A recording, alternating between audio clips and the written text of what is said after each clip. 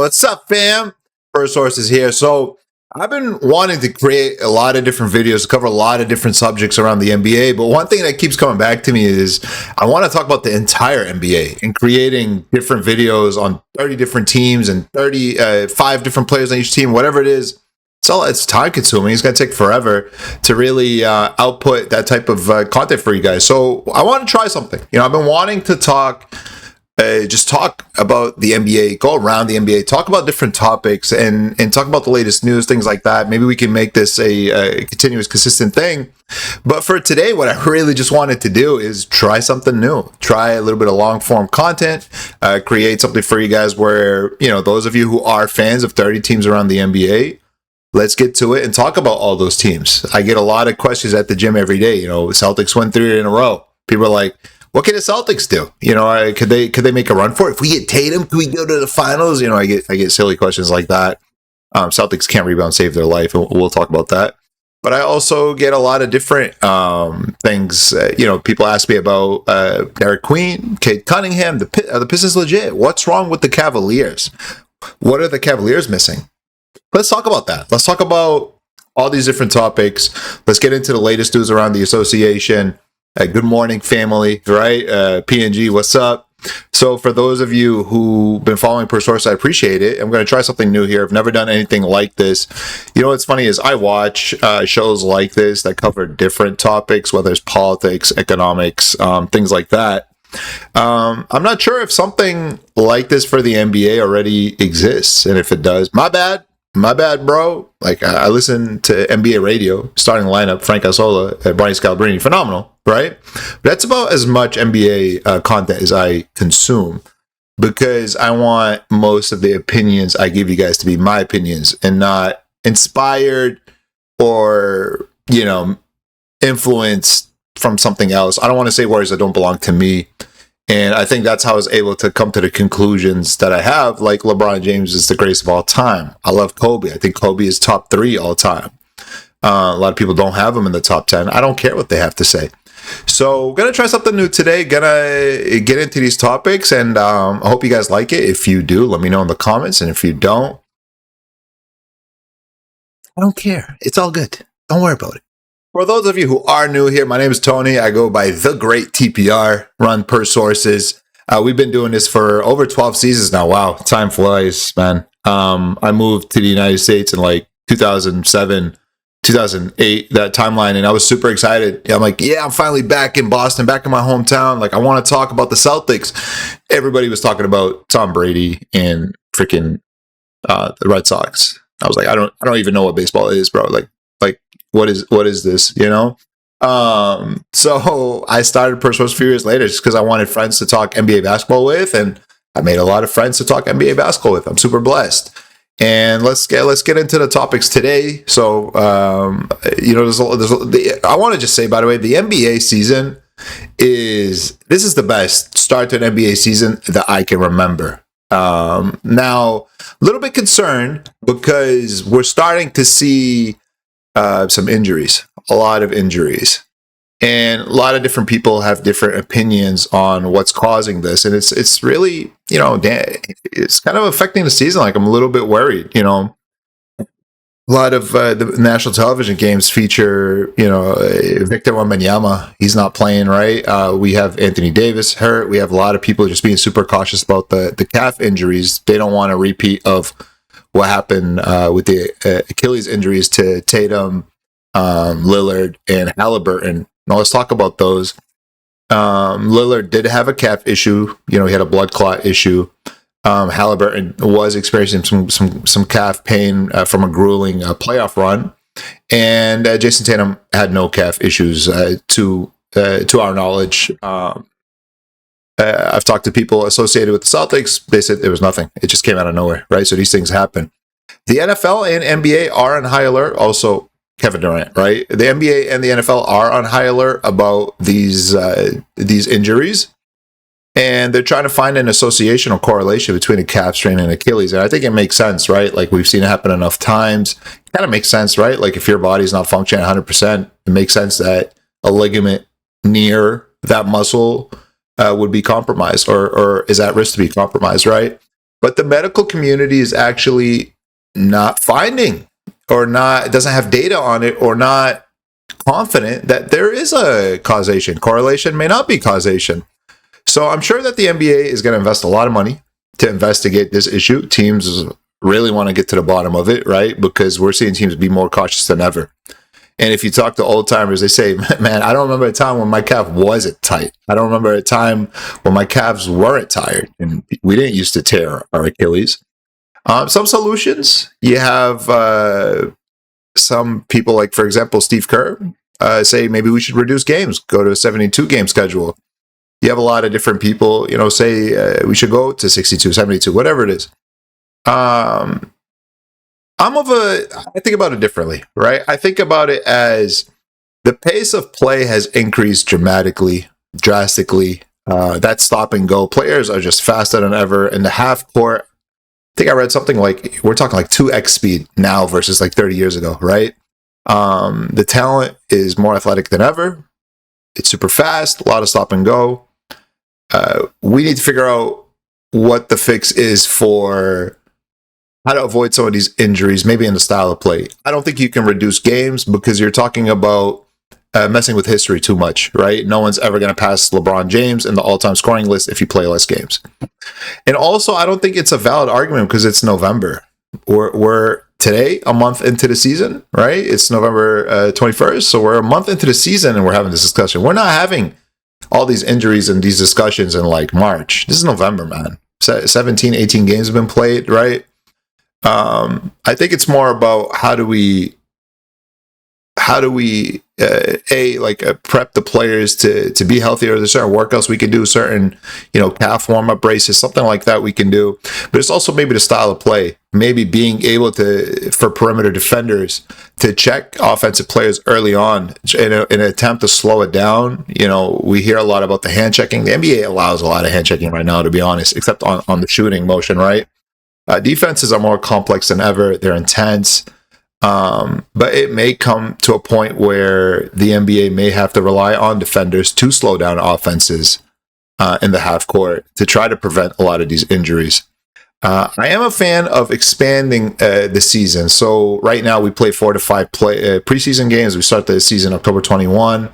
Why not start the season a couple weeks earlier? Let's ramp people up into play. Maybe have a game, take 3 days off.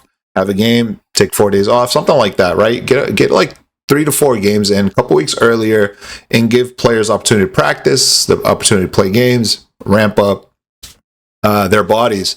I don't need preseason games personally. You play 1 or 2 just for, let fans get excited. But I don't need it personally, right? So these are some of the thoughts I'm having. I'm curious to see what you guys think. Do you guys think the NBA should reduce games, or is that going to mess with history too much? Right? This is an important discussion everyone is having, and I'm curious to see what you guys think. I personally think that it's unfortunate. I think if we can expand the season a little bit, and also, by the way, I want to say something. Like Golden State, right? Just flew to Florida. They had a game with Orlando. Next night, they have a game in Miami.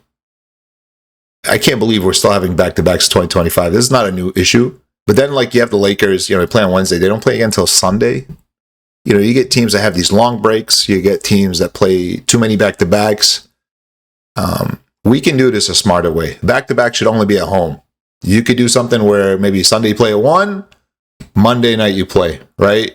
Give a few more hours to rest. Back-to-back should only be at home. If you're on the road, I understand you're trying to knock out some games, maybe play the same team twice or whatever. But I don't think you should have back-to-backs on the road. I don't think you should have back-to-backs. Let's say you play a game, you have a rest night, then you have a back-to-back. 3 games of 4 nights. I don't like that. I think it's 2025. We can eliminate a lot of these things, right? There's no excuse for it. Let's talk about. Let's go around the association a little bit, and I've been super impressed, guys, with a lot of different teams. Now, for those of you who remember, in the preseason, I basically woke up one day, right? I had an epiphany. I had one of my per sources time machine moments, right, where future TPR came back to the past, and it was like, Tony, you know who's the dark horse for MVP this season? It's Kate Cunningham. And I was like, all right, I'll go tell everyone that, but why? Like, how is Kate Cunningham going to be the MVP, bro? The Pistons stink. And future TPR told me, well, do they though? Do they stink? Have you seen how good Jalen Duren is? Have you seen how good that team is?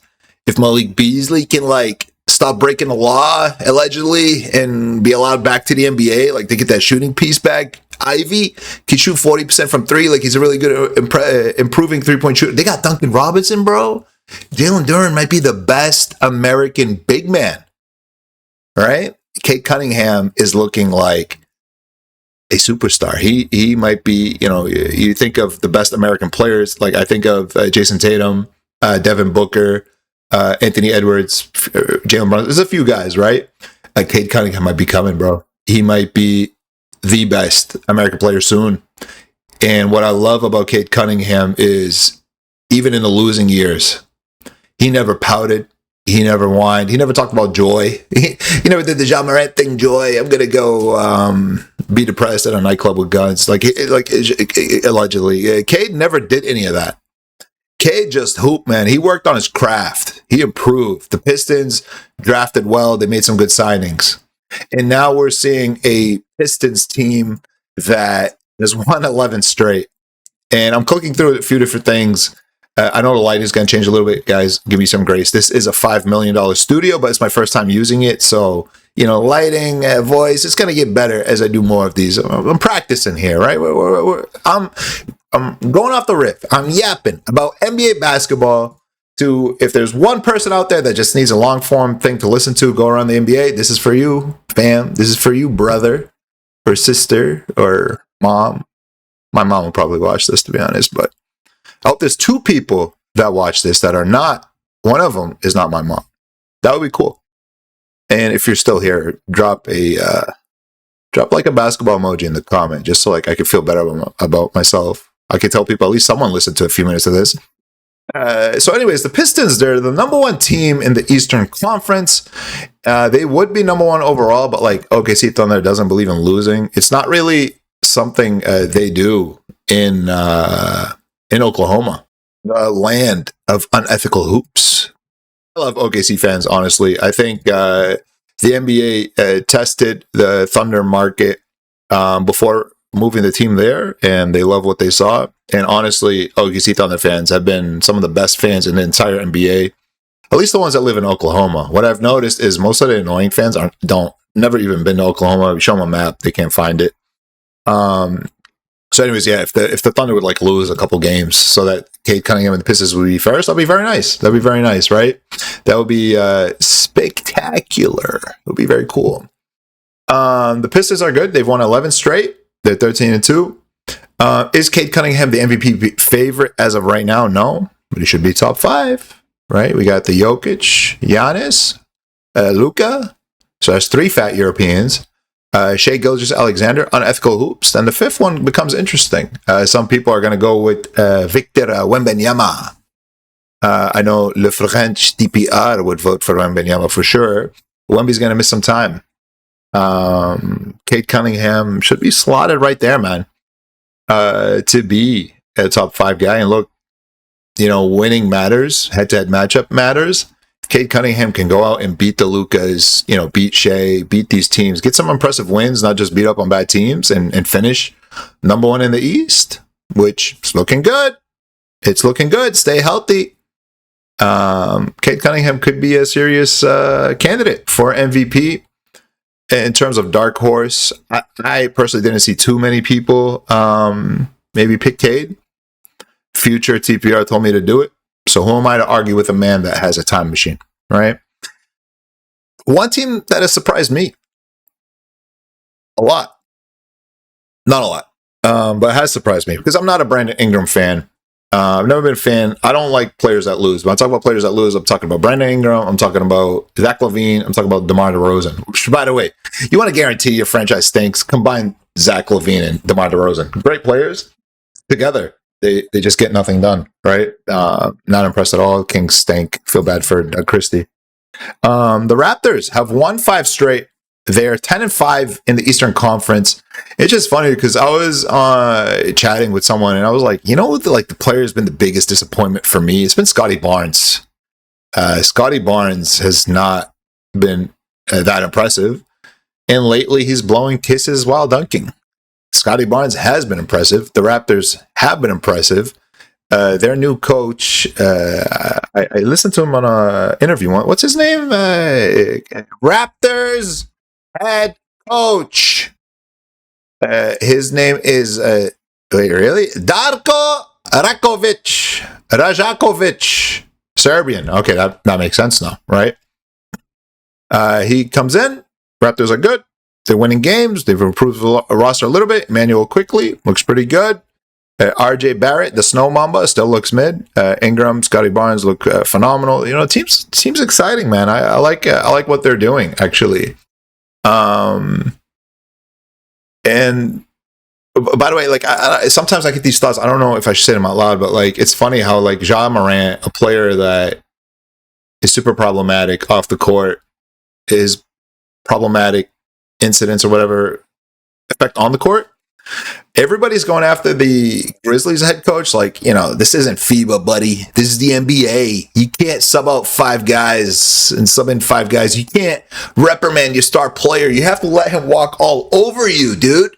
What are you doing? You can't check a guy like Ja Morant and be like, hey, buddy, you're playing no defense. You stink. You're not helping us win games. You're not allowed to do that. No, you have to coddle him. Rock him like a baby. You have to feed him grapes. You have to text him like, hey, bud, how you doing? You doing okay, Ja? You staying away from the guns? Okay. How do you feel about playing today? You want the ball the whole time? Let's not pass today, huh? It's funny because I've seen a lot of teams coach hard. I think Ime Udoka is the best coach in the NBA, and he rides his guys, man. He checks them in the middle of a game. It doesn't matter. Joe Mazzulla subs out 5 guys all the time. Everyone's stinking, dude. He'll take out 4 guys. Play with Pritchard. Pritchard's always trying hard, right? Go play with Pritchard. Oh, yeah. Go grow up. We saw that against the Nets. I think the other day, Celtics were losing to the Nets. They came back and blew them out. Teams do this, right? And the NBA is looking more at international coaches. I thought that wasn't going to be a thing because of David Blatt. And how that went with LeBron, but we're seeing more of it. Now, to be clear, they're not really bringing guys straight out of Europe, right? They're spending time in the NBA, in the NBA G League as assistant coaches, but we're seeing more of it. And I think teams are going to benefit when you play the game the right way, you defend hard, you're going to win some games, right? And that actually has me curious to look at a few advanced stats for you guys. Let's talk through them a little bit. By the way, I stopped the recording of the first video because this is my first time doing it and I didn't want it to crash and lose everything, and I'm starting again, and I listened to it a little bit. I can hear myself breathe a lot. It's annoying. We got to try to use software to figure out a way to get rid of that. If y'all hear me breathe, I apologize. If there's any annoying sounds, I apologize. This is a $5 million studio, but your boy's a boomer. He don't really know how to use technology. I did buy a mic. I'm using a mic for phone. I think it works, right? I have a camera. I think it's working. I might be recording the wall, right? I don't know, dude. I'm trying here. Don't judge me too much, right? I'm trying my best here. I'm just yapping about the NBA, honestly, right? Getting back to the advanced stats. There's some metrics I like to go look at, right? And if you've been following me for a while, you know I'm big on assist percentage. Then I start looking at defensive rating, offensive rating. I can look at 3-point percentage. And then I like to look at a lot of advanced defensive metrics. I like to look at how teams convert off of turnovers, how many second chance points they allow, blah, blah, blah, blah, blah. If you've been following me for a while, you know how I look at it. And the reason for that is you look at the Mavericks, I think they're number 1 or 2 in assist percentage. You look at the Warrior Dynasty's team, 1 or 2 assist percentage. Nuggets with Mike Malone, they were always a top assist team. Spoelstra, he gets his guys passing the ball. Udoka, the big improvement he made for the Celtics was moving the freaking basketball. And you missed Jason Tatum because in the fourth quarter they forget to move the basketball. But anyways, going back to some of these stats, looking through offensive rating, right? We got the Rockets at number 1. Again, dude, Udoka, man. Let me look at assist percentage because I have a feeling Rockets are not passing the ball as much as they should just yet. Yeah, they're 30th in assist percentage, which is interesting. How for years you saw the Warriors and Nuggets, teams like that lead the NBA in assist percentage and offensive rating. But then, this year they're not really moving the basketball. They don't have a point guard. That's interesting. You would think they'd have more assists. Celtics 29th without Tatum. So that's interesting too. What that suggests to me is don't be surprised if this team struggles in the playoffs, because I've seen teams with like Harden Rockets, Donovan Mitchell Jazz, and Damian Lillard Trailblazers.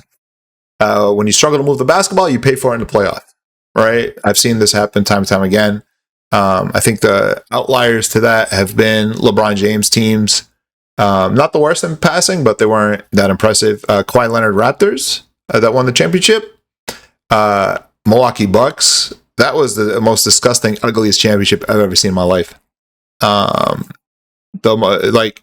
If they were 5% better in basketball IQ, it's just like move the ball a little bit better, that championship run would have been as difficult as it was. And in the Thunder last year, if memory serves me correctly, they weren't the best passing team, but when you play unethical hoops, you can get away with things.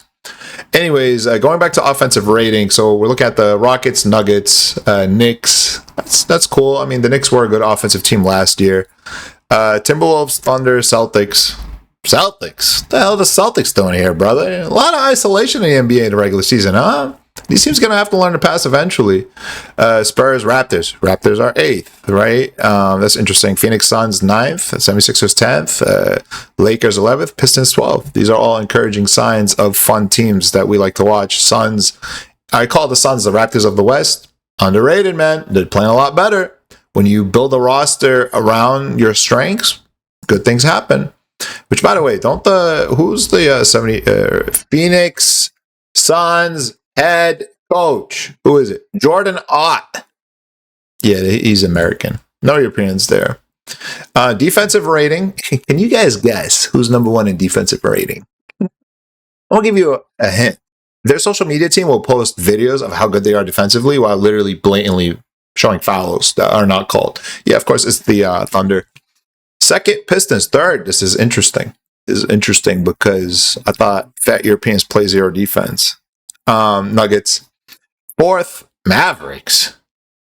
Okay, dude, Jason Kidd can coach defense, all right? When Luka went to the finals, they were like 1 or 2 in defense.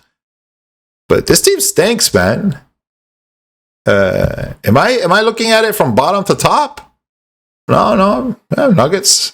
Mavericks are 4th? Who would have thought? I think what's happened is they get blown out a lot and teams just stop trying. They play their bench or something. I don't know. Assist percentage, a stat I care about. Okay, the NBA is completely upside down. Everything I know about basketball I just discovered is upside down. No, it's not actually. So I'll explain.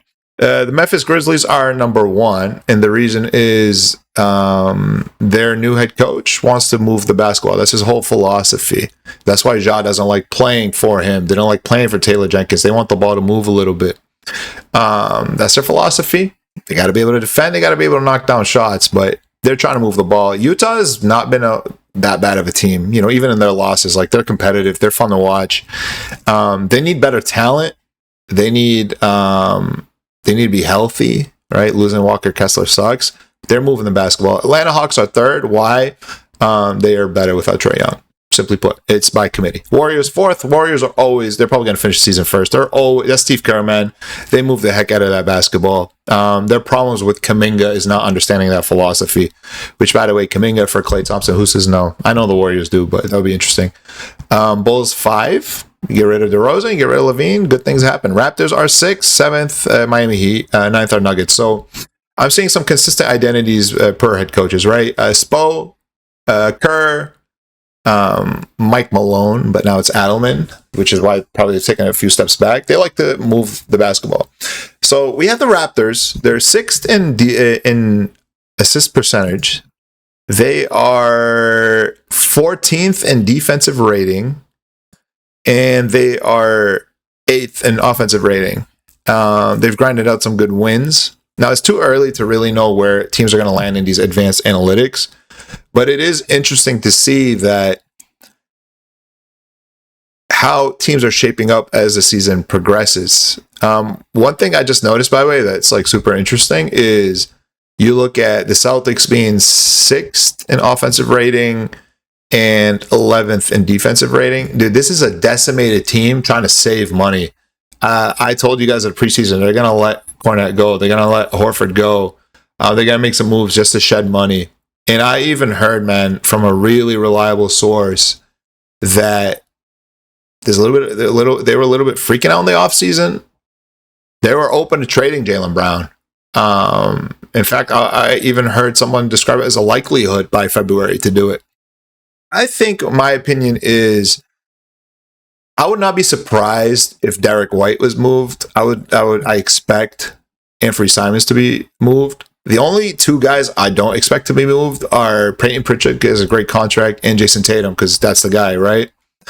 I have to give Joe Mazzulla credit because I've been a big critic of his, and I'm a critic of his because of, honestly, mostly just I think Celtics are the softest team in the NBA, and I think they are not as good as they could be moving the basketball in the fourth quarter, and I mostly blame Jaylen Brown for that.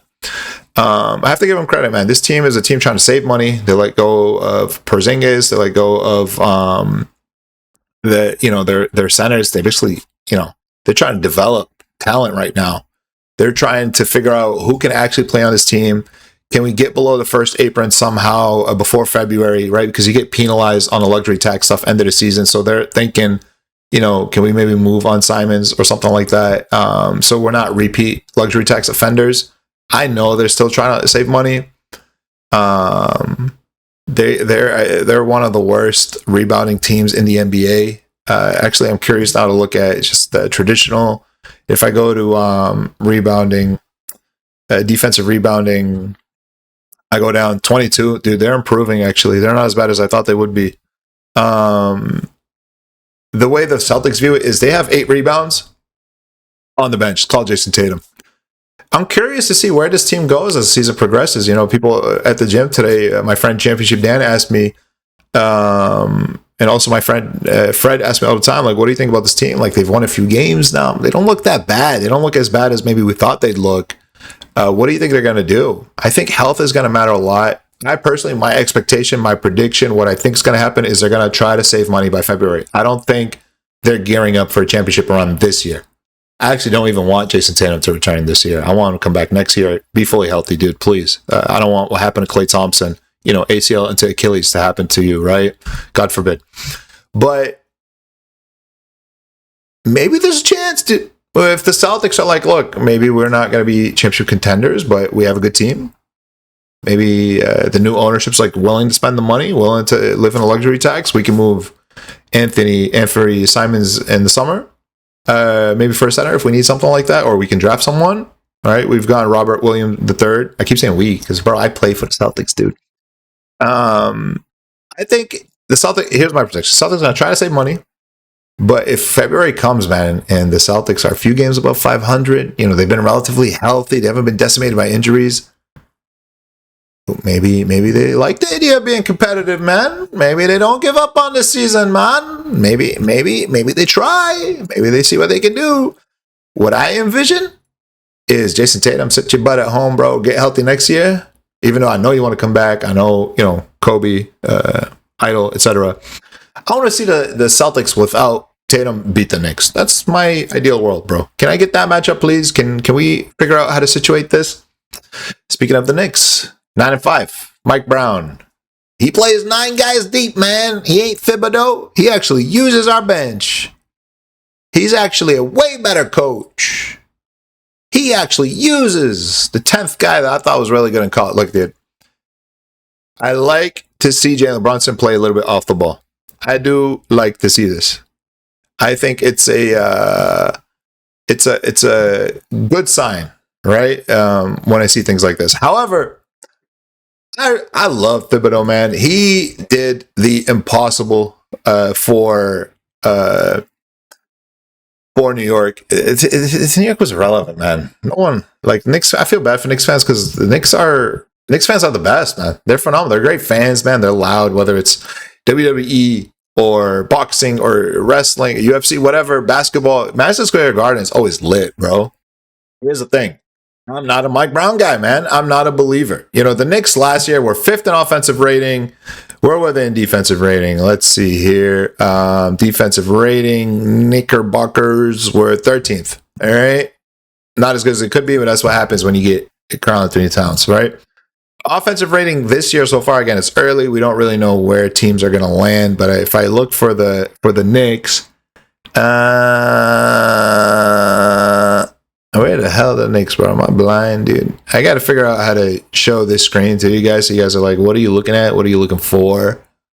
Where the hell are the Knicks, dude? They're third. Oh, I kept scrolling too fast. They're third. Improved from fifth. We'll see where they land when the season starts. And defensively, they are... Did I skip them again? Defensively, they are 16th. I'm not a Mike Brown fan. I think he couldn't get the job done when he had LeBron James in his young prime. He couldn't get the job done a few different stops along the way. I'm not a fan. I'm a big fan of Thibodeau. Even though I respect Mike Brown, dude, he knows more basketball than I'll ever know, right? I think he's trying. First, I don't love the Knicks roster. I think they have a lot of good pieces, but it almost feels like they don't move the basketball enough to make up for their lack of like this third star that I'm looking for someone to emerge as. And you may think I'm crazy because they have Brunson and Towns, but I just feel like, you know, if Mikal Bridges could be 5% better, if everyone could be 5% better, but like, you know, somebody's got to step up, man. OG Anunoby should be a little bit better. Somebody, like, I don't know, dude. I would love to see the Knicks somehow get like a Pascal Siakam or something. Just add that, like a high IQ third piece that plays both sides of the ball, right? I would love to see something like that happen. I'm not the biggest believer in the Knicks. Knicks fans assume the season's theirs when they think about all the injuries, etc. They think the season is theirs to lose. I'm not sold on the Knicks just yet. And it's interesting, by the way, because the knock on Tom Thibodeau was he overplays the players, they get injured. The Knicks are dealing with a lot of injuries right now, early in the season. So Mike Brown is going to have to navigate a team. Thibodeau's philosophy was play hard, ramp up your bodies, prepare for the playoffs. It worked last year, up until like the end. And these were mostly due to contact injuries. The Knicks were doing okay, and honestly, they should have beaten the Pacers. Halliburton was on a magical run. They've added some talent, you know, with Jordan Clarkson. Are the Knicks better than they were last year? TBD. I think the East has improved. Celtics aside, the East has improved. They pulled off a miracle against Celtics last year. Can they replicate that success and go to Eastern Conference Finals this year? I don't believe it yet. I don't see it yet. And let me talk you guys through why I'm not the big fan. It has to do less about the Knicks and my disbelief in Mike Brown. We'll see if they acquire or move some talent around by the trade deadline. But let's talk about the next few teams. By the way, if you're still watching and you have any like feedback, criticism, advice, if you're good at this recording stuff and like you want to help out your boomer friend TPR, let me know. I appreciate it. Let me know in the comments if you're still listening. That would be cool. So getting into the next few teams, this is the question I get all the time, man. Like, what are the Cavs missing, man? And you know, do I think the Cavs are better than the Knicks? Not necessarily, right? Not really. I want Evan Mobley to take another step up. Do I think Jarrett Allen for Kuminga, a trade centered around that, or a trade maybe centered around some of those pieces could happen? Sure. Do I think they need a LeBron James? Yes, I do actually. Do I think they want to win without LeBron James? Yes, of course. So what are the Cavaliers missing? What I think they're missing is they're missing a personality, not a star, not a scorer, not a rebounder, not a defender. They actually have all the talent to do all the things. They can do anything they want, especially if Evan Mobley can freaking improve a little bit. I want to see him be more aggressive. They're missing a personality. When I think about Dylan Brooks, yes, Dylan Brooks. Think about Lugens Dort. When I think about Marcus Smart, when I think about Draymond Green, and Draymond Green's the echelon of this, right? Like he's the best to ever do it. In terms of personalities lead to winning. There's a certain amount of grit, certain amount of toughness that you need to develop. Sometimes you can get it from the head coach, from like an Udoka, Mazzulla, Steve Kerr, Greg Popovich, right? You can develop it. It's funny, it just came to mind like playoff Jimmy and playoff Rondo especially, right? Sometimes you need a personality to lead the team. Steph Curry is the Warriors' best team, but the dogs of that team were always, bro, Klay Thompson and Draymond Green. They just had killer personalities, man. People don't understand how much of an assassin those two are. And you complimented them with great talent, from Bogut to Livingston to Iguodala. I want Iguodala, right? Sometimes personalities transcend talent. And sometimes you need just one of them. Love Lonzo Ball, very like quiet guy. Love Donovan Mitchell. He's a great guy. Everyone, Jarrett Allen, man, super nerd, super nice guy, bro. Evan Mobley seems like everyone's so nice on that team. I don't feel like they got that dog, man. Like, I don't even think they have a Grant Williams type, man. You remember when Grant Williams, like, everyone was mad at him because he pissed off Jimmy because he got in Jimmy's face. The Heat were up 3 on the Celtics. I love that because I'm like, at least somebody got in his face. At least somebody checked them. At least somebody talked smack, right? I used to love Marcus Smart and Celtics. I would love to see the Cavaliers. I don't know who it is, man. I don't know how. I don't know where they're going to find this guy. I would actually love somehow for them to get like a Dylan Brooks type, honestly. But, and it could be an assistant coach, could be something, but they need to develop a tougher, grittier personality. Because it's going to get to a point where they're going to have to move on. You know, if it doesn't work out this season, I expect drastic changes. And they might make those changes this season. You know, they need to, they got the shooting that they needed, which is great last year, right? But it hasn't translated the way they want it to yet. And it could be, you know, in Darius Garland's injuries and stuff. But I do think if they can upgrade their toughness just a little bit, that team could be very special because they have the talent. They have all the tools to be really good. And I don't think like Toronto's necessarily better than them yet. Even though Toronto has like that little bit of a grit. But, you know, Cavaliers can freaking score with the best of them. But they need to move the ball a little bit better. They need to be a little bit tougher in the playoffs. And how you do that is going to be interesting to see. And I'm curious to hear what you guys think is up with the Cavaliers. I want to mention something about the Celtics in Heat. You know, when you have injuries, it gives you an opportunity to do a couple things. You can either tank, you can either try to win games without them, or you can really, really find out, what are you guys made of? Can we develop some role players? Can we, you know, like the Celtics have this guy named Kuita, who's their center. Dude, he stinks, man. At least I thought he stinks in the first few games of the season. But as the season's progressing, he's starting to figure it out. He's starting to rebound a little bit better. He's starting to box out a little bit. He's trying to put a body on people. You know, he's still getting bullied by some guys, but like he's starting to look like a backup center, man. I think the Heat are doing something similar. You know, they're 9-6.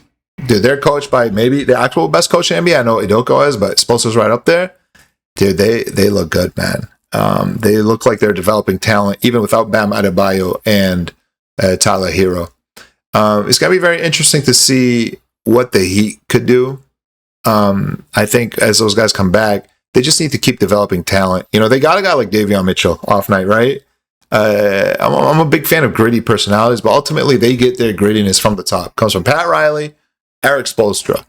How the Cavaliers can develop something like that would be very interesting to me, right? Even without Duncan Robinson, what's the name of the guy? Maxey? Not Maxey. You know the shooter, was it Maxi, the undrafted shooter that the Cavaliers got from them? Even without those guys, like they keep finding ways to find talent, develop talent. You know, you got Nikola Jovic. They got the what's the name of the rookie from last year? Oh yeah, by the way, I talked a lot of good things about Jaime Jaquez Jr. the day he was drafted. I said that's even though I don't watch college ball, I could tell y'all already that's a perfect Heat player. I know the type, right? Pat Riley he got spies in Miami nightclubs. You can't party in Miami when you play for the Heat. You got to run, you got to play tough, you got to be gritty. That's Jaime Jaquez Jr. When you look at their roster, man, they're developing even without Bam and Tyler Hero. They have a lot of pieces. They can make some moves. If they want to take that risk on Anthony Davis, they can make it happen. I don't know if they should, but they can. I would love to see them, make a run and do something, right? And when I talk about the competitors, by the way, to the Knicks, and why I think the Eastern Conference is so improved, bro. You got the Pistons, the Raptors, the Heat are always going to be there. Celtics look like they're not giving up, man. They're trying to do something. I look at another team. They're 11th right now, the Milwaukee Bucks. And why they're 11th is because Doc Rivers is the coach, honestly. I can't think of another reason. I watched them play. Ryan Rollins, dude, I have not been a fan of someone this much in many years. You know, when Alperen Şengün was a rookie, I told you, dude, look out for this kid. He's gonna be an all-star. He might be the best player in this class. He's certainly a steal. Like I might go like Cade and Mobley and Şengün, like something like that, right? I'm that big of a fan of Ryan Rollins. I think he's phenomenal. Last night he had 34. I made a few videos on him. I've talked about him. I'm going to keep talking about him. Long story short, here's what I see from the Bucks. They're really good when the ball is in Ryan Rollins' hands. They're really bad when the ball is in Kyle Kuzma's hands. Having Kyle Kuzma and Doc Rivers together, I would love to see the Bucks get Thibodeau, bro. And though the Thibodeau haters may not get it, but if that team could be a little bit tougher, all right, move that basketball a little bit. When I look at defensive rating, I don't expect to see the Bucks anywhere good. Yep, they're 21st. And when I look at their assist percentage, they are 19th. I would like to see them try to make Giannis's life easier. Miles Turner is just another guy out there. I know that the games will slow down in playoffs, but yeah, he's just another guy out there, bro. Ryan Rollins is not just another guy out there. But it's crazy, man. Like, he'll go off, dude. He'll close out games. He'll play super hard, super good. And then other games, he doesn't even get the ball. And I don't know why Doc can't figure out a way to have Ryan Rollins and Giannis coexist and both shine. Ryan Rollins has been better for them than Damian Lillard was. So why can't you use Ryan Rollins in the way you intended for Damian Lillard to be used? I don't know. But here's what I do see. When the ball is in Ryan Rollins' hands, great things happen. When it's not, say the ball miraculously goes to Trent Jr., 50-50. If it goes to Kuzma, prayer time, please. In the playoffs, the game slows down. Now, they got to make the playoffs, by the way. They're not, they're 8-8. The 6th seed is 9-6. They gotta win some games, especially with Giannis being injured right now. Giannis playing like an MVP, but they got to make his life easier. And in the playoffs, I expect their defense to drastically improve, but they have to develop the good habits now along the way. And I really hope Doc can prove me wrong and make Giannis' life easier. Because right now, when I watch them, when Giannis plays, the basketball doesn't make sense sometimes offensively. When Giannis is out and they have to rely on Ryan Rollins more, I like what I see. But this is not one of those situations where I tell you guys like the Hawks or Grizzlies are better without their star, right? This is one of those situations where they're not better without Giannis, so you have to figure out a way for them to play together and make Giannis' life easier. I mentioned the 6th seed, 76ers, to VJ Edgecombe, Joel Embiid, not Joel Embiid, Tyrese Maxey. Tyrese Maxey also should be in the MVP conversation, by the way. Definitely a top 10 guy. Man, what a fun team to watch. And this is the only team, man, I've ever seen your star player, the guy you're paying a max contract to, come back and fans be depressed. They were sad to see Paul George come back. I actually look not bad with Paul George, man. I'd be very curious to see how this team looks healthy. It's sad for me to see Joel Embiid turn into a jump shooter and not Joel Embiid. You know, I've been a big hater of Joel Embiid. It's mostly, dude, just for fun, for content. Piss off 76ers fans. I'm actually a massive Joel Embiid fan, dude. I think he's the modern day Hakeem Olajuwon. I think, you know, when you look at his peak, take accolades aside, just use the eye test. Joel Embiid is a top 10 center of all time, maybe top 5 center of all time. Dude, he does it all. He's so amazing. Both ends of the court. He doesn't look like Joel Embiid yet. If they can get Joel Embiid to look like Joel Embiid, when you talk about VJ Edgecombe, man, I haven't seen a rookie I've loved this much in a long time. And I love Tyrese Maxey, dude. He's so fun to watch. If they can figure out a way to be healthy come postseason time and develop good habits along the way, big fan of Nick Nurse. I think the 76ers could pose problems for the Knicks. They could.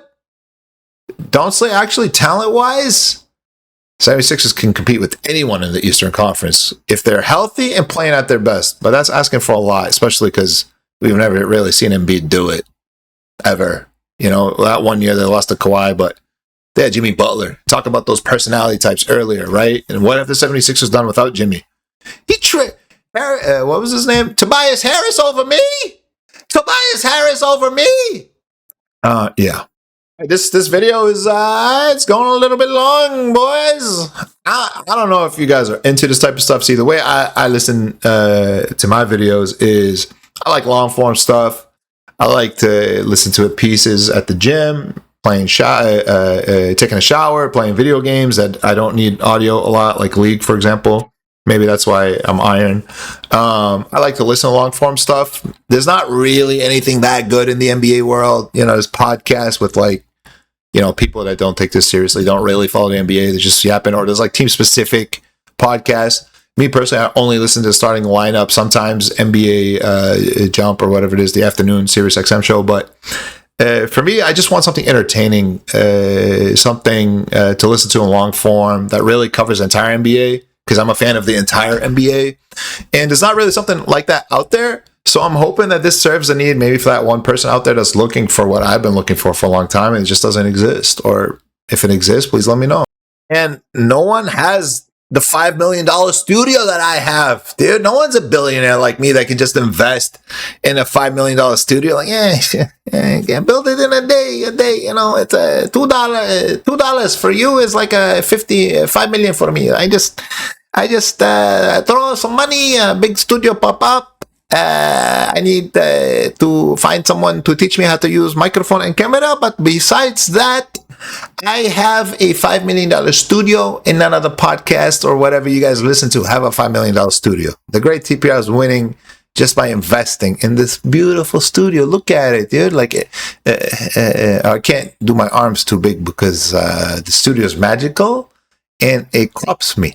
You know, this is not a software or anything doing this. This is a studio. It's so I transport to a different dimension. Maybe the time machine's that way. I'm not sure. I'll go look later after this and get back to you guys. Running through the East real quick. Hawks, better without the Trae Young. Could be interesting. Maybe talk to Miami and do something. Orlando Magic. A lot of talent. Dude, I get Jason Tatum, Jaylen Brown vibes when I think about Paulo Banchero and Franz Wagner. Franz Wagner is super good. Paulo Banchero is really good. They don't mesh. They don't get it done. They've won 2 games because Paulo's been out 2 games in a row. They were 7-3 in the last 10. They have the talent, man, to be really good, dude. The Magic should be second behind the Pistons. They're not that far behind, man. They're 9-7. You know, Raptors are 10-5. Knicks third at 9-5. They've lost some stupid games. They could be really good. They just gotta string some wins together. Honestly, I used beard oil on my beard and mustache. Try to look good for you guys. And it's super itchy. I mean, I've been rubbing my nose a lot. You know, pretend. Listen to this on audio. Don't look at me, bro. Don't. You know how long I didn't do stuff like this because I don't want to see me on the camera. Don't look at me, dude. Listen to the audio only, dude. Like flip your phone upside down. Don't look at me. Listen to the audio. I know I'm handsome, but you know, don't let your girl see this, bro. She might, you know.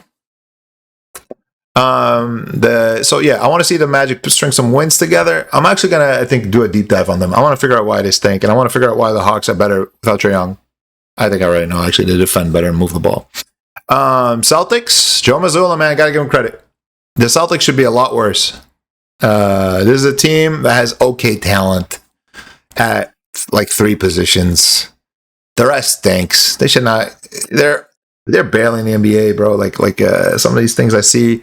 Brad Stevens, gotta give him credit, man. He got some role players that other teams gave up on, and they're actually producing for the Celtics. They're actually not that bad. Hornets, 4-11. Yikes. Time to move on from LaMelo.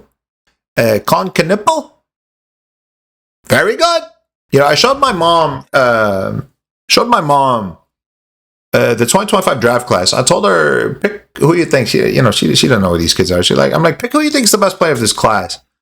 And she looked at someone from the background, I forget who, and she looked at Cooper Flag, and she said, those two look really good. I said, okay, who do you think the worst one of this is? And I don't know, she picked someone random. I don't even remember if she picked Con, but like it never occurred to her that like Con Knipple could be the best rookie of this draft class. Now I don't think in the long run he's gonna be, but he's been producing like it. Put the ball in his hands, man. I don't know, bro. Like Hornets, you got the talent.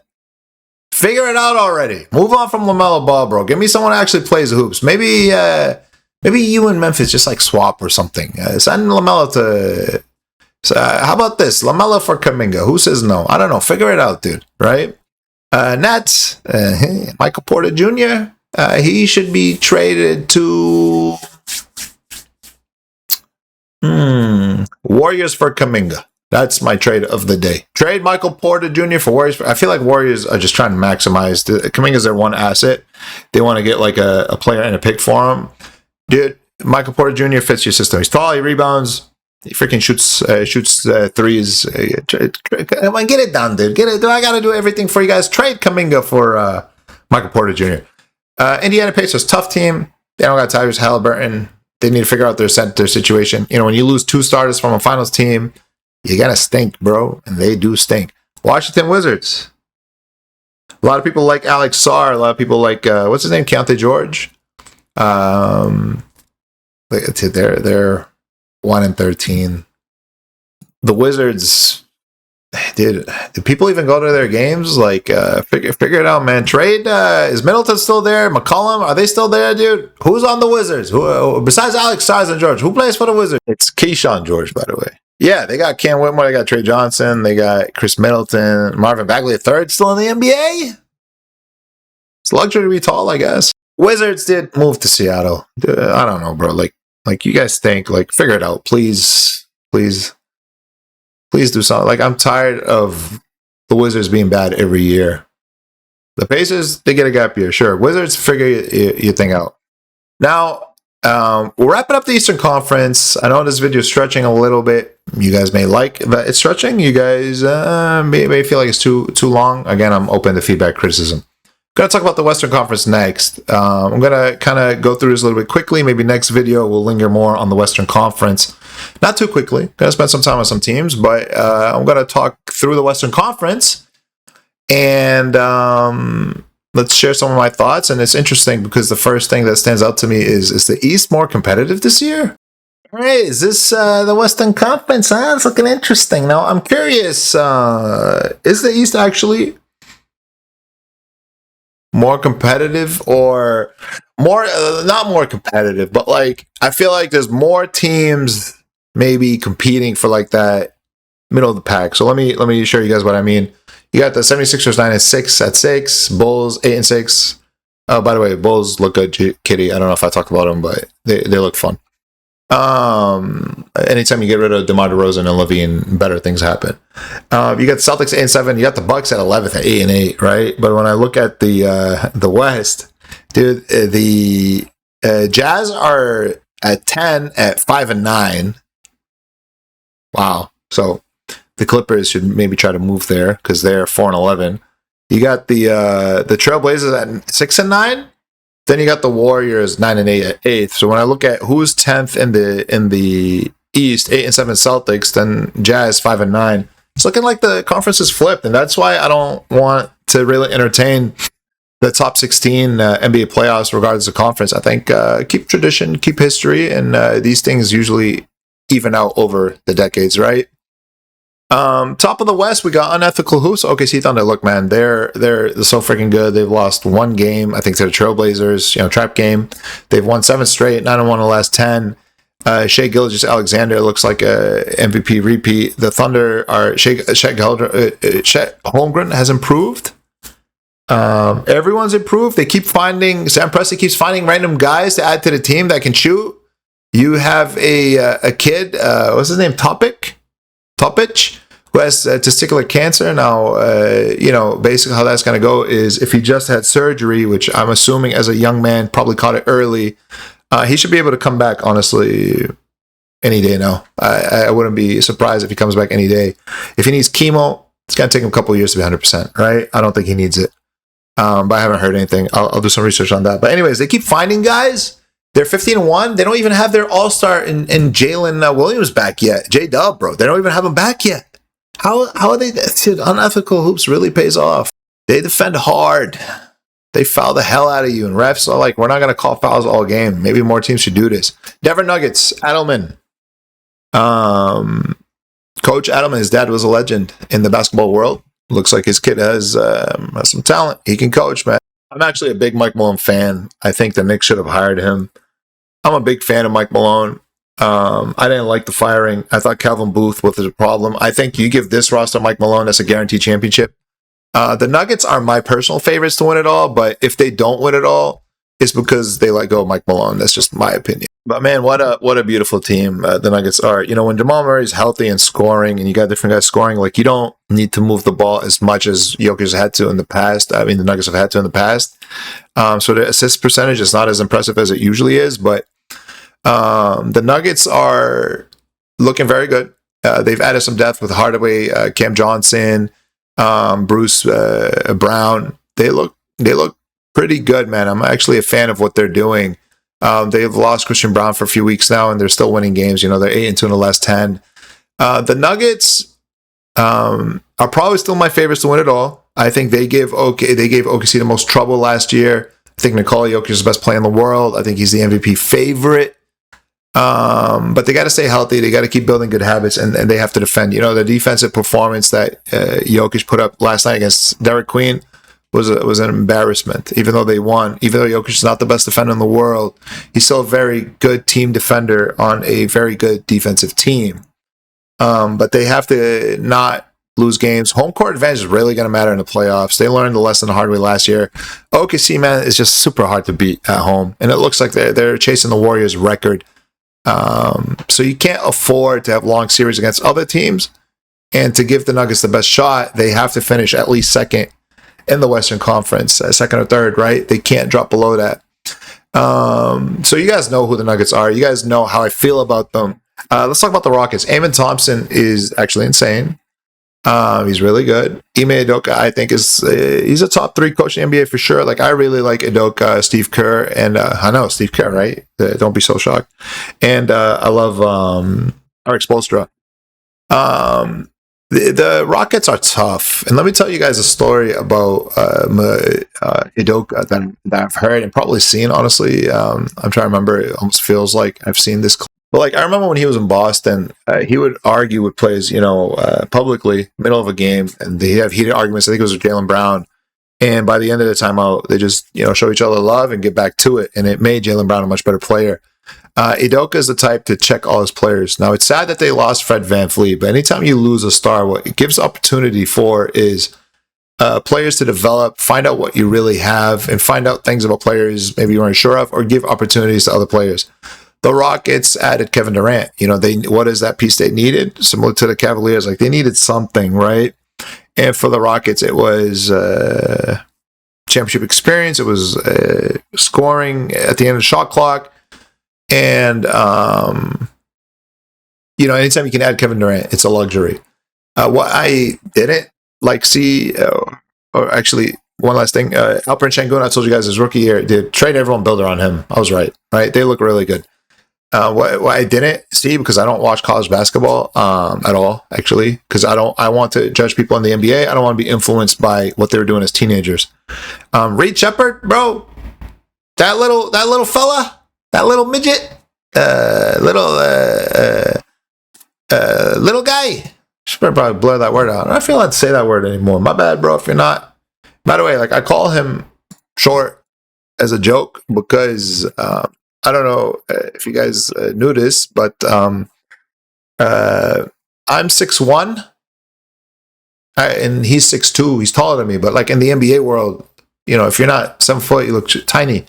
So I'm making a joke here. Haha, laugh. Remember to laugh. The team they play hard, dude. They're super big. Their style lineup super big. And then you add guys like Reed Shepherd that can shoot the hell out of the ball. The Rockets, man, are so fun. And tonight, dude, I cannot wait. This is like my Super Bowl. We get the Rockets against the Nuggets. One thing I love that Jokic said about Şengün is Alperen Şengün is too good to call him Baby Jokic. He deserves better. Maybe call him Wizard or something. He has greatness in his own right, and we need to show him love accordingly. Calling him Baby Jokic is disrespectful. The Rockets play hard. They're big. They're physical. Alperen Şengün is a stud. Kevin Durant can bail you out. He can still score with the best of them. They have the depth. They have everything they need, man. They have, what was his name, Jabari Smith Jr. The Rockets have everything they need to be a great team. They need to stay healthy. They need to keep building. They need to improve. I do think they need a point guard. But, you know, even if they don't win it all this year, if they can get that deep playoff experience and develop and keep getting better, they're going to be that much better for next year when they do get Fred VanVleet back, right? I'm super excited to see how this Rockets team develop, and I'm excited for my Super Bowl tonight to see them play the Nuggets. We're going to learn a lot about these two teams tonight.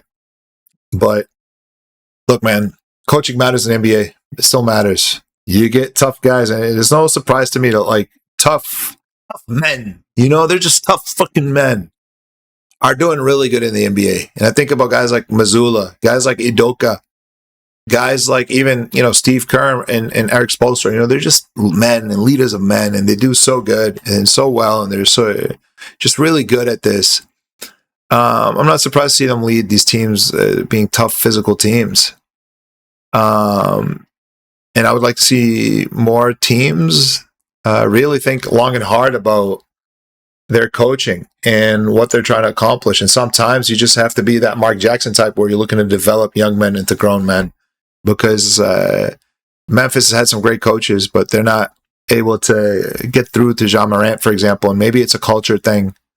Maybe it's an organizational thing. Like, maybe people hold each other accountable.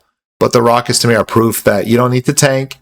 You can build with from the ground up with a few good pieces building around it, and great coaching. Speaking of great coaching, JJ Redick, not bad for a podcaster, man. Not bad for a podcaster at all. He's doing pretty well. I've said this once, I'm going to say it again. Austin Reeves is the closest thing to Jimmy Butler that I've ever seen. People look at me like, what? That makes no sense. Like, because Austin Reeves is white and whatever. No, dude, he's tough. He's physical.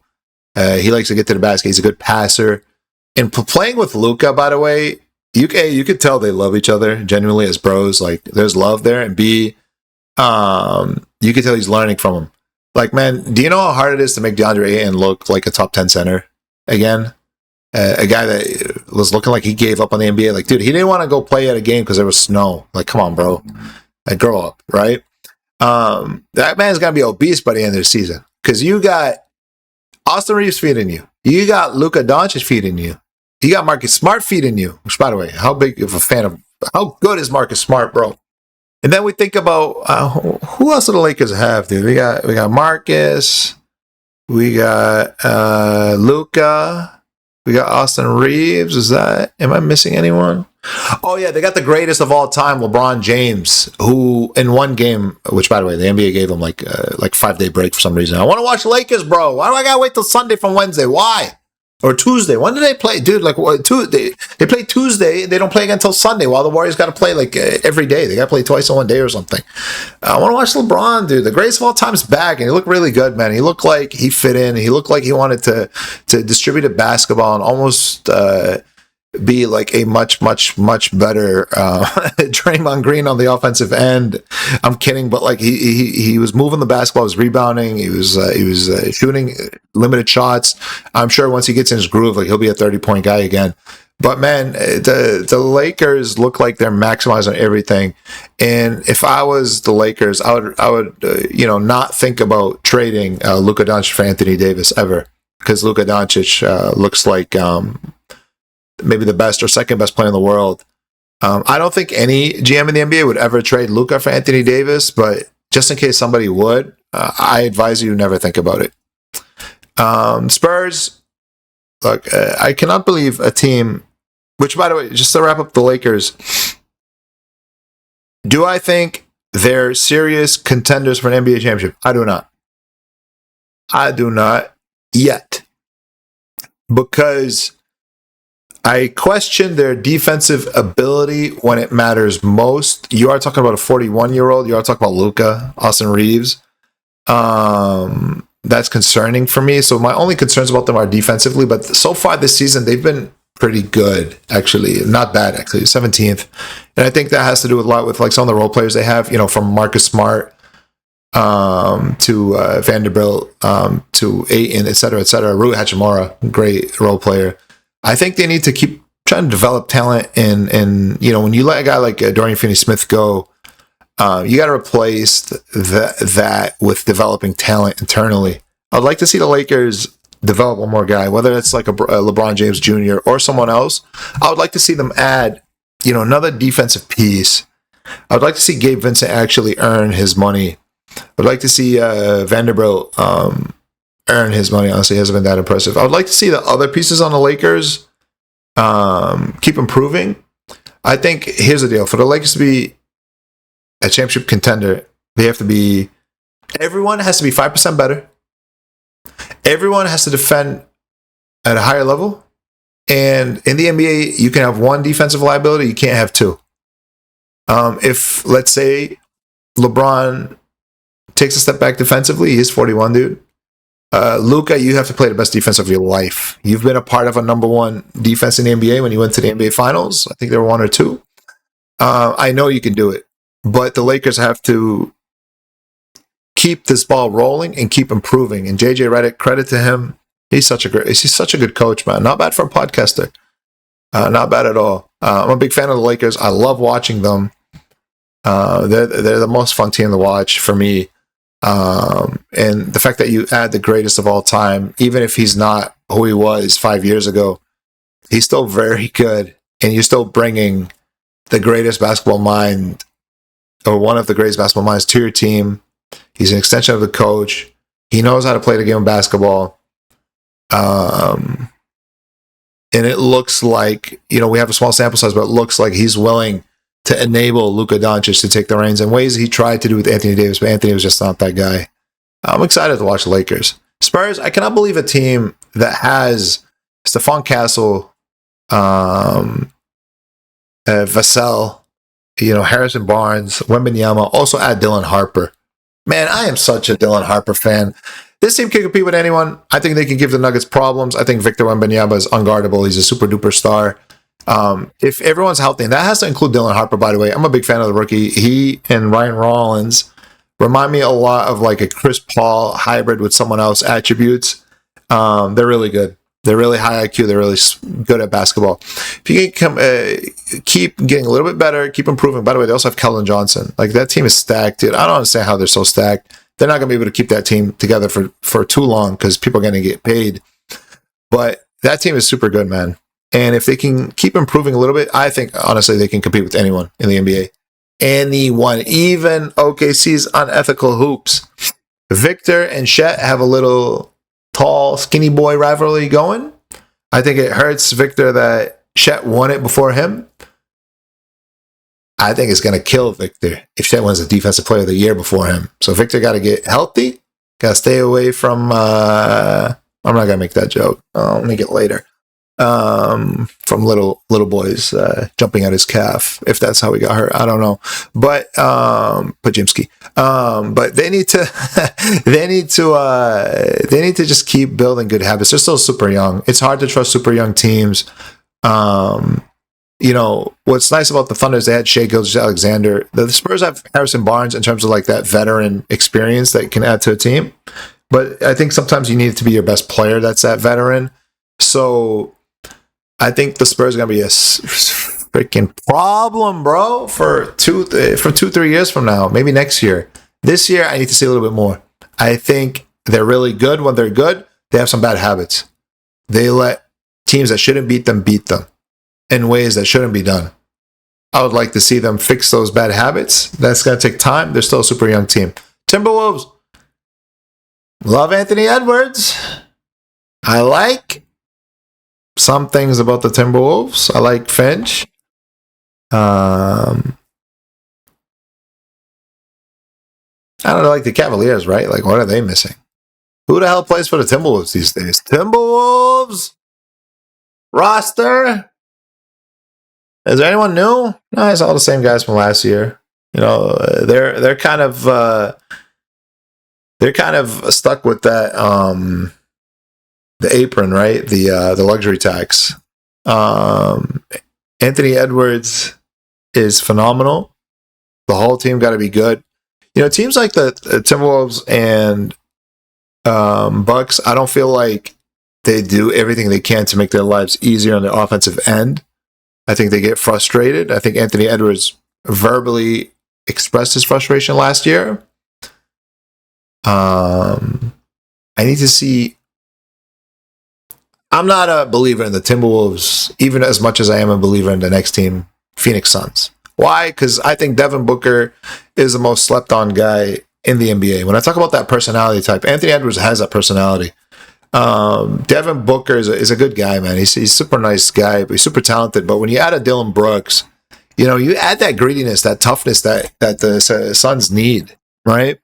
And I'm a fan of this team a little bit more, a lot more actually, than a team that had Bradley Beal and Kevin Durant on it. Even though I think the Suns started the season better last year at this point, like I think they won a crazy amount of games in a row, and then they fizzled out completely. I'm not a fan of Jalen Green's off the court personality. That's a conversation for another day. It's none of my business who you date, whatever. My advice for young men is date someone your age, a little bit younger. Don't be dating someone as a son your age. These problematic behaviors are why I never believed in James Harden. It's why I don't believe in John Morant. Even though I root for them, dude. I genuinely root for James Harden and John Morant to settle down, get married, find a nice girl. You know, there's a trend that always works in sports. NBA players that have a good woman in their life have that stability. They always perform better. When I think about Wardell stuff and Curry Jr., when I think about LeBron James, when I think about Kobe Bryant, when I think about Michael Jordan before he got divorced or something. Maybe Michael wasn't the best example, honestly. Forget I said Michael, dude. Forget I said Michael. Forget it. Forget it. I was thinking about Space Jam. You got a family in Space Jam, all right? Help them get some on-sides. Forget I said Michael.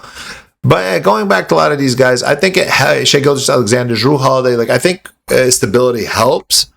I think the only time I think the only time I've seen it not work that way is Kevin Durant. But that's because he's married to the game, bro. Kevin Durant is married to the game. He's not problematic off the court like some of these other guys. I'd like to see Jalen Green grow up a little bit. But I like what the Suns are doing. I think the Suns have a more balanced roster this year, and they look good. You know, they got role players producing, guys like Grayson Allen. You know, they look good. I need to see what they look like with Jalen Green, though. You know, it's hard to tell. I'm a big fan of Devin Booker, a big fan of Dylan Brooks, big fan, right?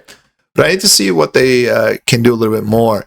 I know Anthony Edwards is a dog. I still think he's super young, though. Devin Booker can be the best shooting guard in the NBA when he wants to be. You just have to, again, like some of these teams, like make his life easier, you know, help him by surrounding him with good shooters, good passers, good defenders. Like you got to help make his life easier. And I'm curious to see how they've been doing defensively. The Suns improving. Yeah, they're 12th. It's not that bad, man. Actually, Timberwolves are 13th, which is cool. These teams are similar in some ways. They have a great shooting guard. They have a lot of questions.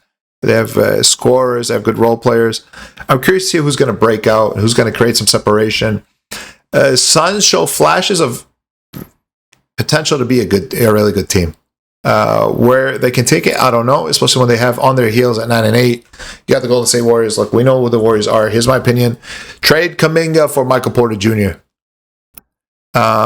You guys can't be relying on 37-year-old Steph Curry to be your best player night in and night out. You have to figure out ways to win games without them. I'm sure they will figure out a way to play through Jimmy Butler and get some wins together. But look, dude, they're entertaining to watch. I love Draymond Green, maybe the greatest defender of all time, top 5 for me.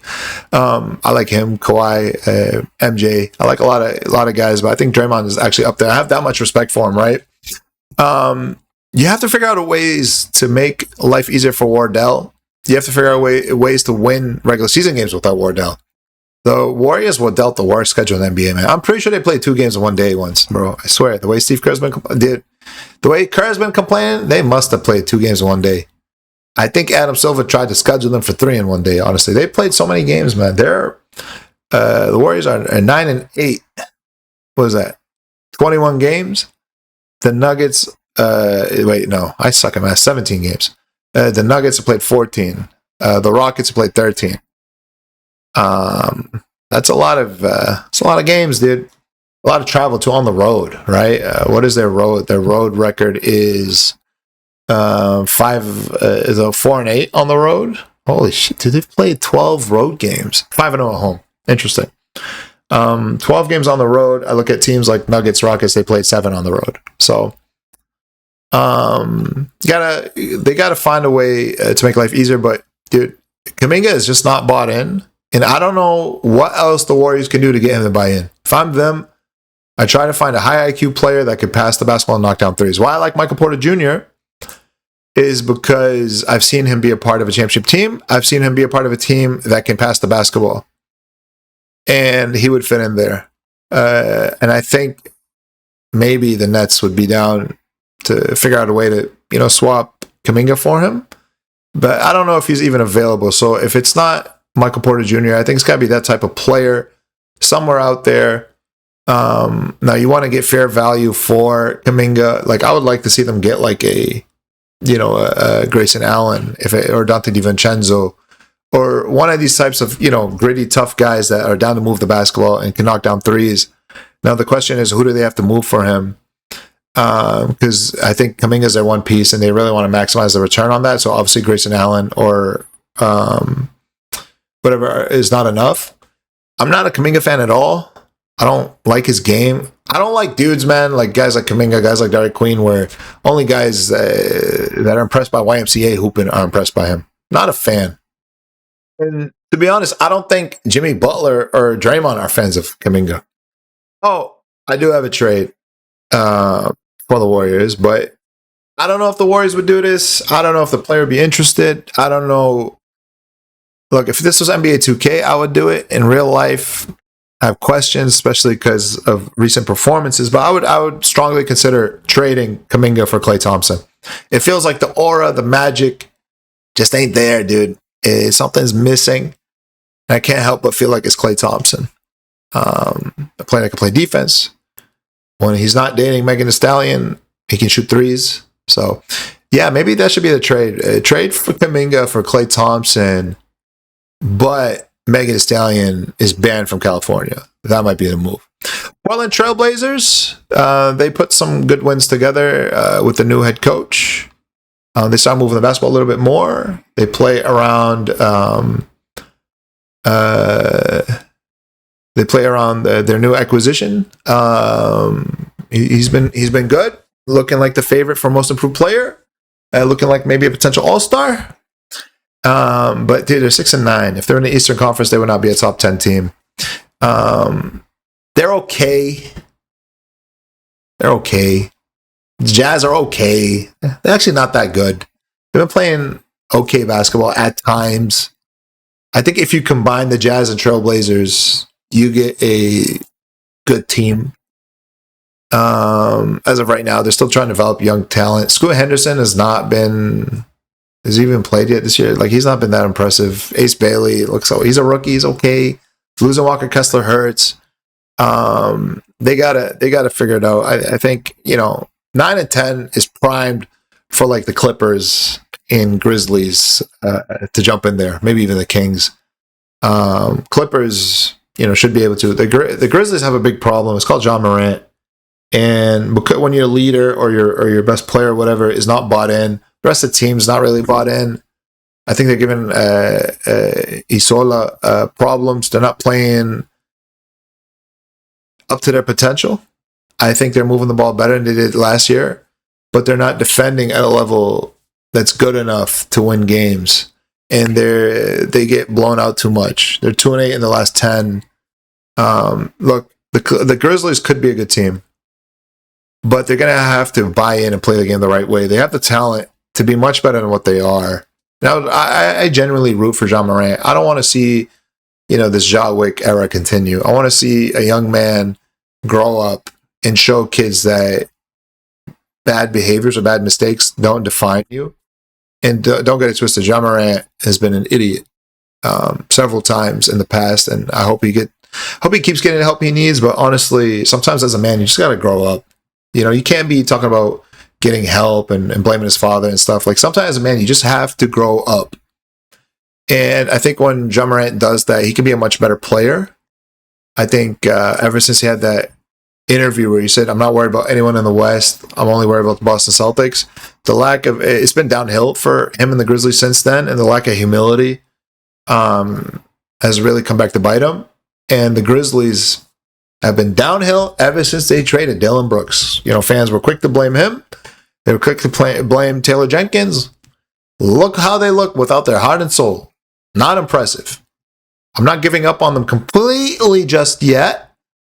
They could do something. They could trade John Morant maybe to the Heat. I don't want to see him go to the Rockets. Please stay away from the Rockets, even though I like him with Udoka. I think he'd do better under Pat Riley and Spo. Clippers. I have a question. Where does Norman Powell play now? If I Google it just to be safe, it looks to me like he plays for the Miami Heat. How do you let an all-star caliber player go to the Miami Heat?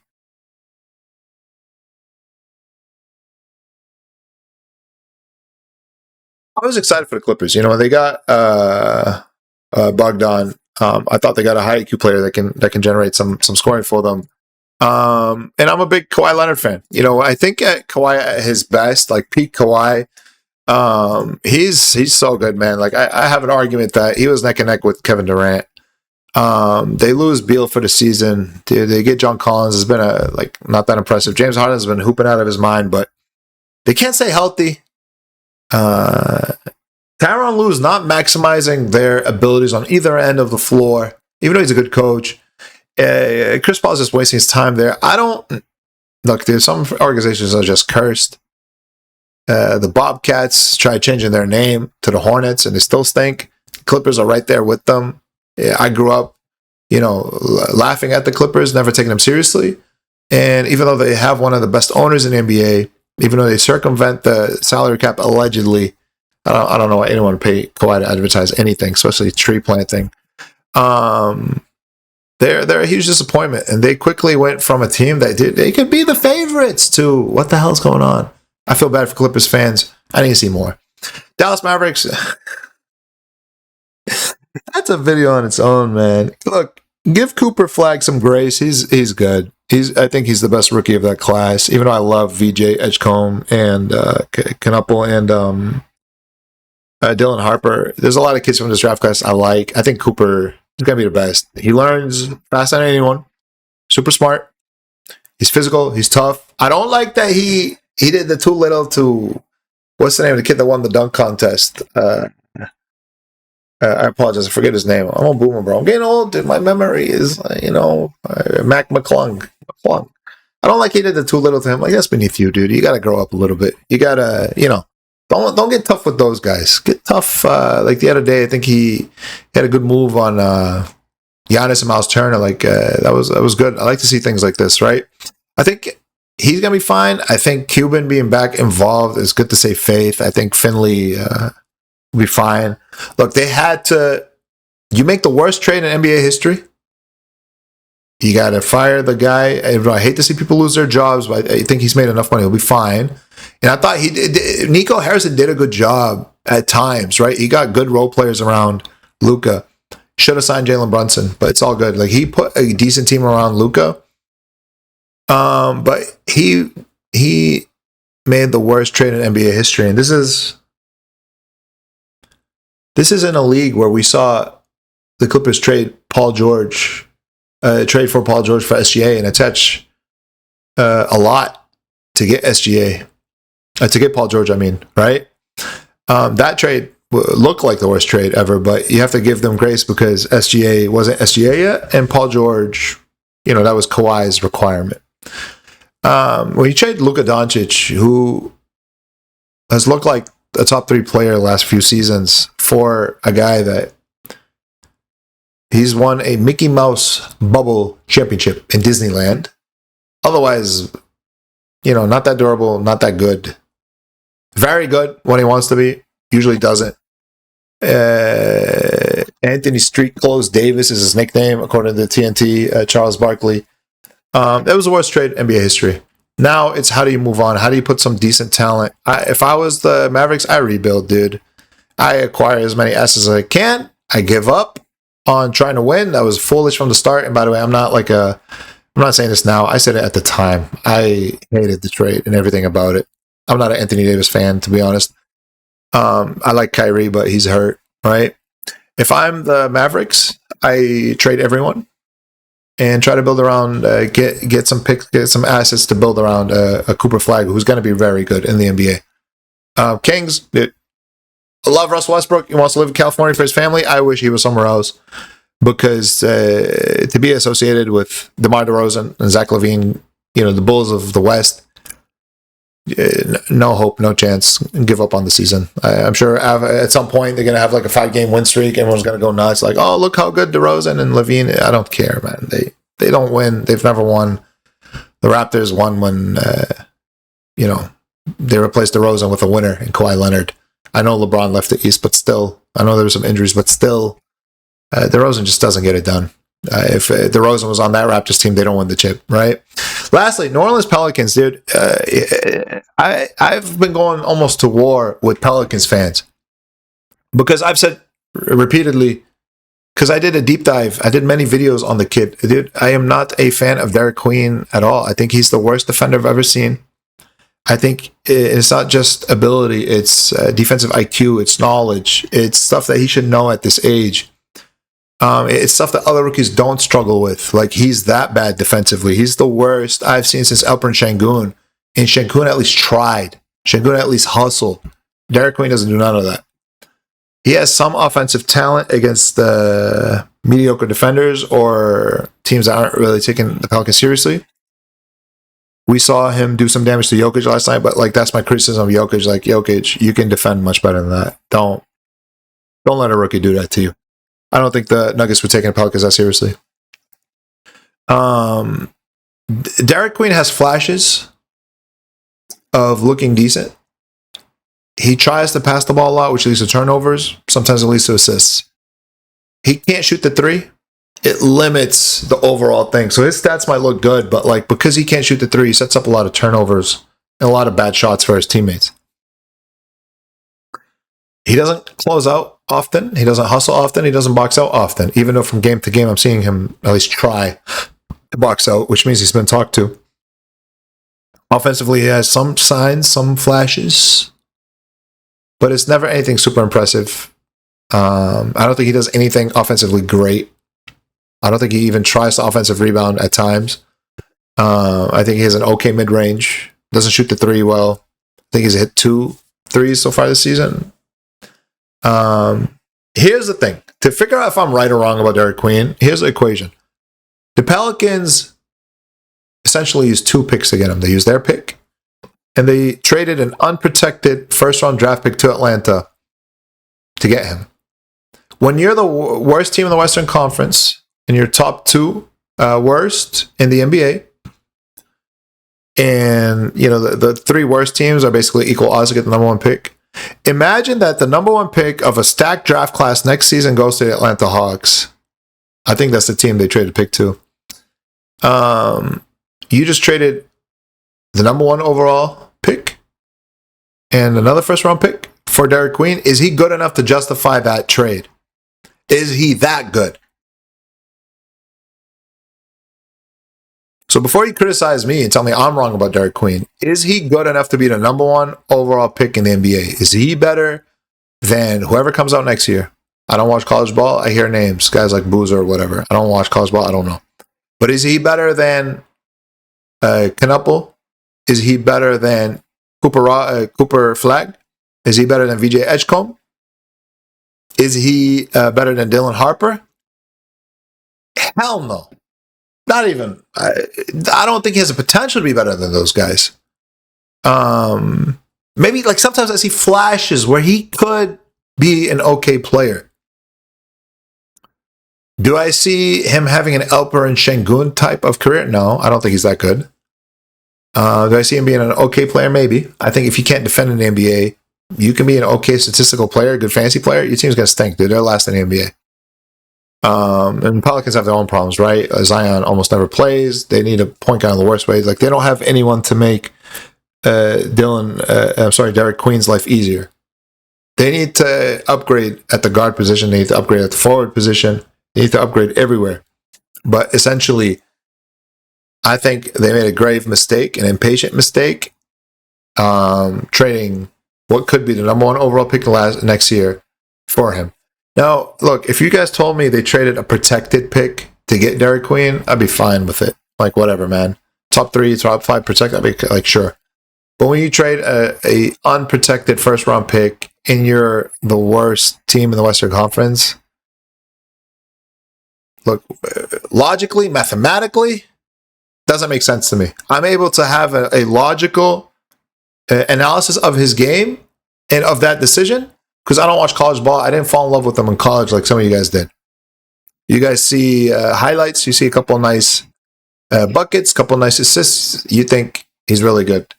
People were adding me because he had 30 last night. I look at his turnovers. I look at all his bad defensive efforts. Most important, I look at the L. And I know I'm judging a rookie. He's going to improve. He's going to get better. He's going to learn these things. Maybe. If he puts in the work. Not everyone does, man. Not everyone improves in ways you hope they do. Not everyone takes care of their bodies.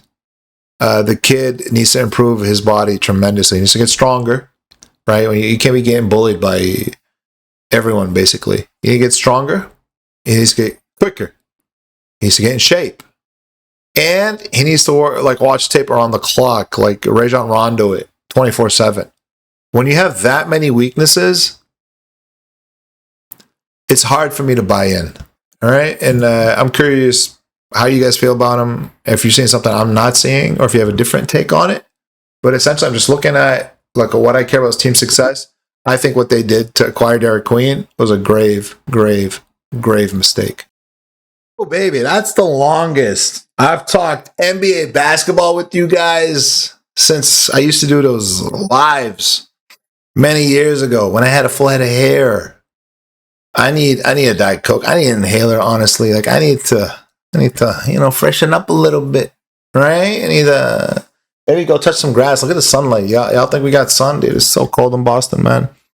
So anyways, if you guys made it this far, let me know. If you enjoyed this type of content, let me know. It'll encourage me to make more of it. Again, there's no visuals to this. It's not like, it's a $5 million studio, but I haven't figured out how to, use all the equipment here, to have some clips and stuff. Like when I talk about Derek Queen being bad at defense, I can't just like pull it up. Mostly because my intent was just to yap and not really show stuff. So, the way I consume content is I play it as background noise when I'm doing stuff. That's my favorite thing to do, especially with like history podcasts or whatever. So if you're the type of content consumer like I am, you may enjoy this. And if you didn't, that's okay. Let me know either way if you have criticism, feedback, something you'd like to do. If you think this type of concept has potential as a daily or weekly thing, let me know.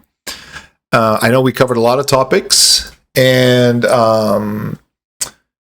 there are ways in the future to be a little bit more concise. But ultimately, what I want to say is I really appreciate anyone that watches this, anyone that shows support, anyone that shares, likes any of our stuff on social media, or anyone that even just sends good vibes my way, man. Anyone that wishes me well, I really appreciate it. Look, guys, I've been doing this for 12 plus seasons, and I've had so many blessings. I've met so many great people. I've had so many good experiences, and I can't believe that anyone wants to talk NBA basketball with me.